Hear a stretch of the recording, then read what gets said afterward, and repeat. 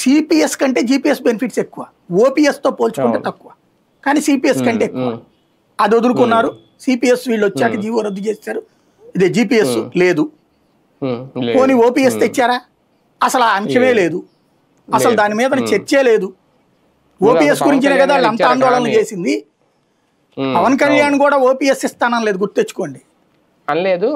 మధ్య మార్గ పరిష్కారం నేను అప్పుడే అన్నా, మధ్య మార్గ పరిష్కారం జగనే చేశాడు జిపిఎస్. అంతకంటే ఇంకో రూపాయి ఇస్తానని ఏమైనా చెప్తారేమో అనుకున్నా, అసలు ఏం మాట్లాడట్లేదు. 100 రోజుల్లో నేను చెప్పాడు పవన్ కళ్యాణ్ కూడా. అప్పుడు 100 రోజుల్లో జగన్ చెప్పినప్పుడు విమర్శించిన పవన్ కళ్యాణ్ 100 రోజుల్లో చెప్పాడు, 16 నెలలైనా ఏం కాల. ఇది ఒక ఆస్పెక్ట్.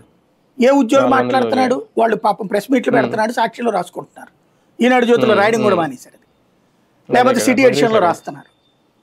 అంటే జిపిఎస్ పోయా, డిఏలు ఏమైనా వస్తున్నాయా? ఇప్పుడు ఈ ప్రభుత్వం వచ్చాక ఒక్క డిఏ అయినా రిలీజ్ అయిందా? అంతకుముందు ప్రభుత్వానికి 2, 3 పెండింగ్ ఉన్నాయి, అది లేదు. అట్లాగే రిటైర్ అయిపోగానే, రిటైర్ అయిపోయిన రోజు డబ్బులు ఇచ్చేవాళ్ళు. చంద్రబాబు గారు 14, 19 మధ్యలో ఆర్డర్ ఇచ్చారు కొంతమందికి. ఆ తర్వాత జగన్ ఉన్నప్పుడు అట్లా ఇవ్వలేదు, పెండింగ్ పడ్డాయి చాలా. మొదట్లో ఇచ్చాడు కానీ తర్వాత పెండింగ్ పడిపోయింది. అవి ఇవ్వలేదు, ఇది ఇవ్వలేదు. మొన్న పోలీస్ కానిస్టేబుల్ నాకు పెట్టిన మెయిల్ని పోలీస్ ఆవేదన అని పెట్టా. నేను ఉద్యోగం రిటైర్ అయ్యాను, నాకు డబ్బులు రాలా, నా పెన్షన్ ఏంటో